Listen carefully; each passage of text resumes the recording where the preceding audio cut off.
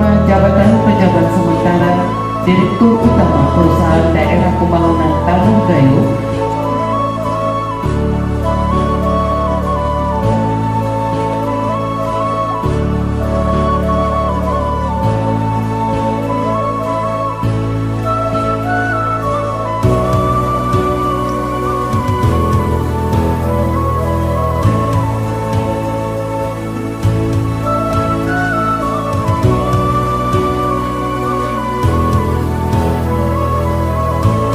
Kehadiran pejabat sementara PD Pembangunan Tanjung Gayo yang baru diharapkan dapat memberikan semangat yang baru, inovasi dan terobosan dalam rangka pengembangan usaha mereka.